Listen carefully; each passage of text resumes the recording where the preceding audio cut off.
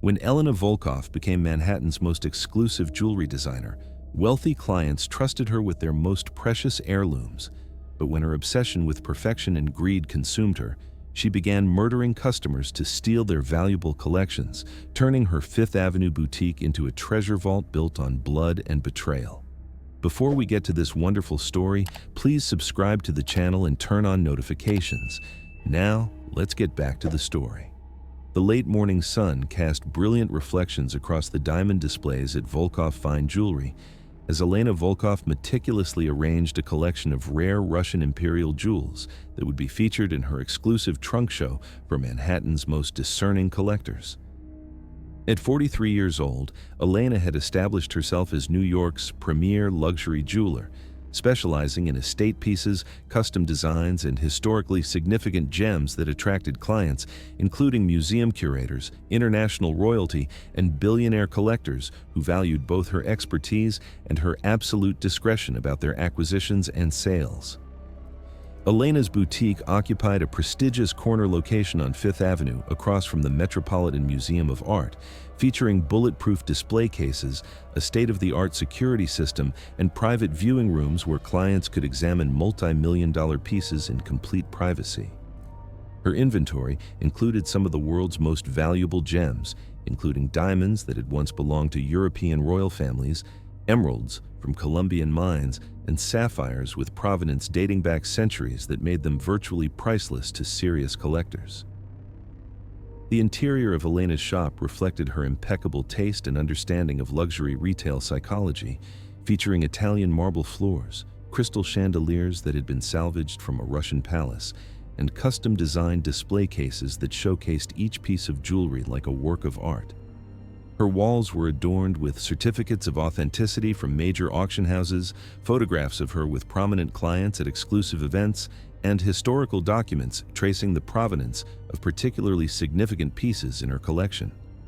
But beneath Elena's reputation for expertise and integrity lay a dark obsession with acquiring the world's most beautiful gems by any means necessary, including systematic murder of clients who owned pieces she coveted for her private collection. "Good morning, Elena," said Vivian Ashworth, her 11 o'clock appointment, and a 76-year-old socialite whose jewelry collection was worth approximately $30 million and included several pieces that had been in her family for over a century. Vivian had been a client for 7 years, trusting Elena to authenticate new acquisitions and provide maintenance services for her extensive collection of vintage pieces that required specialized care and expertise. "Good morning, Vivian," Elena replied with the refined elegance and European sophistication that had made her legendary among New York's jewelry-obsessed elite who viewed her as both expert and confidant. "I've prepared a complete evaluation of your grandmother's Cartier collection, and I have some exciting news about the provenance research I've been conducting on your Russian imperial pieces. The discoveries I've made will significantly enhance their historical value and market worth." Vivian had become Elena's most dangerous client, not because of her demanding personality or difficult requests, but because she owned the Ashworth sapphires, a matched set of 7 Burmese sapphires that had been cut for the Russian imperial family and were considered among the most perfect examples of their type in existence. Elena had been obsessing over the sapphires for months, researching their history and developing an elaborate plan to murder Vivian and claim the stones for her private collection. What Vivian didn't know was that Elena had already murdered 5 other clients to steal their most valuable pieces, and that her jewelry expertise was being used to identify the perfect victims whose deaths would provide access to irreplaceable gems. Elena's transformation from respected jeweler to calculating killer had begun 3 years earlier, when her addiction to acquiring rare gems had escalated beyond her financial ability to purchase the pieces she coveted for her personal collection. Her obsession with perfection and beauty had evolved into a pathological need to possess the world's most extraordinary jewelry, regardless of the cost in human life or moral compromise required to obtain these treasures. Her criminal activities had been triggered by her encounter with the Morrison diamond, a flawless 40-carat pink diamond that had been brought to her shop for appraisal by elderly widow Margaret Morrison. Elena had become so obsessed with the diamond's perfection that she had murdered Mrs. Morrison during what appeared to be a robbery, then had claimed the diamond had been stolen while secretly adding it to her private collection that was hidden in a secure vault beneath her store. The success of her first murder had convinced Elena that killing clients was not only necessary for acquiring the gems she desired, but also provided opportunities to eliminate witnesses who might discover her growing collection of stolen jewelry and connect her to the mysterious disappearances of several prominent collectors. Over the past 3 years, Elena had murdered 8 clients using various methods designed to appear as robberies, accidents, or natural deaths, while systematically building the world's most valuable private jewelry collection through theft and murder. Her victims had included Robert Chen, a tech billionaire whose collection of rare-colored diamonds had been valued at over $50 million, Dr. Patricia Williams, a prominent surgeon who had inherited a collection of Art Deco jewelry from her grandmother, and Marcus Foster, an investment banker whose wife's vintage Bulgari pieces had caught Elena's attention during a routine cleaning appointment. Each murder had been carefully planned to provide Elena with access to specific pieces she coveted while creating plausible explanations for the victims' deaths and the subsequent disappearance of their most valuable jewelry from crime scenes that appeared to have been ransacked by random criminals. Elena, I need to discuss something troubling with you regarding several recent deaths among our mutual acquaintances in the jewelry collecting community, said Detective Catherine Reynolds of the NYPD's Major Crimes Division, as she entered Elena's boutique displaying her credentials and a warrant to inspect the premises. Detective Reynolds specialized in investigating high-value theft cases and had developed expertise in identifying patterns of criminal activity targeting wealthy collectors and their valuable possessions. Detective Reynolds' investigation represented an existential threat to Elena's criminal operation, as her law enforcement expertise and access to crime scene analysis could connect the jewelry thefts to the systematic murders. Of course, Detective Reynolds, Elena replied, though she felt the familiar surge of anxiety and paranoia that accompanied any scrutiny of her business activities by law enforcement officers who possessed the training and resources to detect criminal patterns that might expose her murder spree. The jewelry community has indeed suffered several tragic losses recently, and I'm always willing to cooperate with any investigation that might help bring closure to these unfortunate cases. Detective Reynolds consulted detailed case files and evidence photographs from multiple crime scenes, pointing to specific patterns in the theft selections that suggested the perpetrator possessed advanced knowledge of jewelry valuation and historical significance, rather than the random grabbing typically associated with opportunistic robberies. Elena, I've been analyzing several high-profile murders and thefts that have occurred over the past 3 years, and I've discovered some very specific patterns that suggest these crimes were committed by someone with professional expertise in jewelry appraisal and gem identification, Detective Reynolds said with the methodical precision that had made her successful in solving complex theft cases.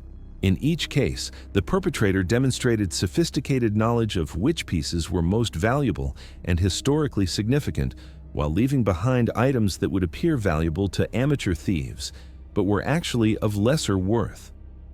This level of selectivity indicates that the crimes were committed by someone with access to detailed information about the victim's collections and their relative values. The detective's identification of the sophisticated selection patterns and her recognition of the professional expertise involved confirmed Elena's worst fears that her criminal methods had been analyzed and connected to her specialized knowledge of jewelry and gem evaluation. Elena's response was swift and desperate as she realized that eliminating Detective Reynolds was essential for protecting her criminal operation and her priceless stolen collection. Detective Reynolds, I think your analysis is fascinating, but I believe you may be overestimating the expertise required to identify valuable jewelry pieces, Elena said, while discreetly reaching for a modified jewelry hammer that she kept hidden beneath her counter for use as a weapon when murdering clients in her store. Many criminals today have access to internet resources and appraisal guides that would allow them to distinguish between genuinely valuable pieces and costume jewelry. Perhaps we could examine some examples in my private viewing room where I can demonstrate how even amateur thieves might learn to identify the most worthwhile targets. Detective Reynolds agreed to examine Elena's examples, not realizing that the jeweler was leading her into a soundproof room where previous murders had been committed and where Elena planned to kill the detective before disposing of her body using methods she had perfected over 3 years of systematic killing. Elena's plan involved striking Detective Reynolds with the weighted hammer while she was examining jewelry pieces, then staging the scene to appear as if the detective had been killed during an interrupted robbery by unknown criminals who had fled with valuable merchandise. But Elena's carefully planned murder of the detective was about to be prevented by the unexpected arrival of FBI agents who had been investigating an international jewelry theft ring with connections to Elena's suspicious activities. Special Agent Michael Torres of the FBI's art crime team had been conducting a comprehensive investigation into international trafficking of stolen historical jewelry and had identified several connections between missing pieces from European estates and recent sales through high-end New York dealers.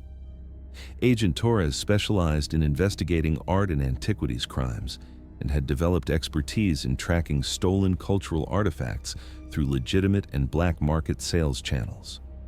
The federal investigation had been initiated by requests from Interpol and European law enforcement agencies who were tracking jewelry pieces that had been stolen from museums, private collections, and estate sales across multiple countries.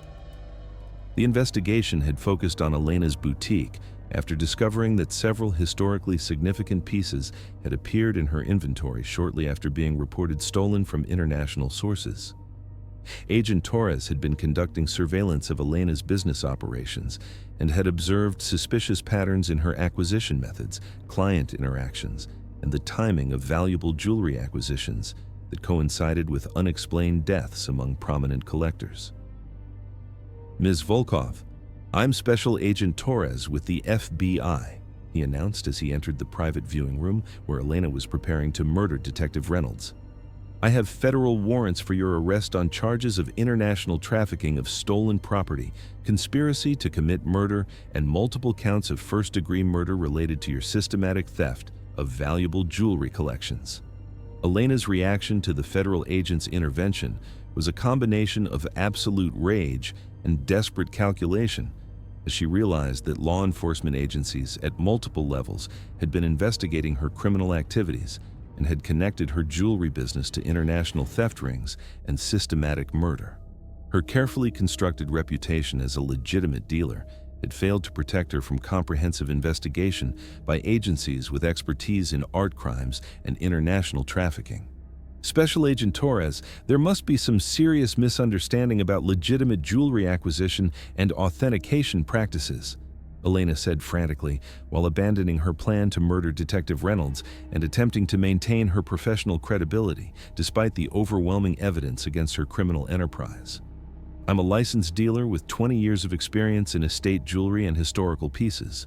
All of my acquisitions are properly documented and authenticated through established channels that comply with international regulations regarding cultural artifacts and historical gems."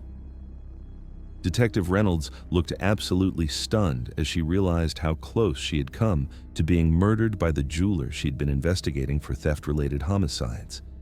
Her criminal analysis had not only exposed Elena's systematic murder spree, but had also prevented her own death at the hands of a killer who had been using her expertise to identify and eliminate wealthy collectors. The comprehensive investigation that followed Elena's arrest revealed the full scope of her criminal empire and the sophisticated international network she had developed to traffic stolen jewelry while murdering collectors. Forensic analysis of Elena's boutique and hidden vault revealed an extraordinary collection of stolen jewelry worth over $100 million, including pieces that had been reported missing from museums, private estates, and auction houses across Europe and North America.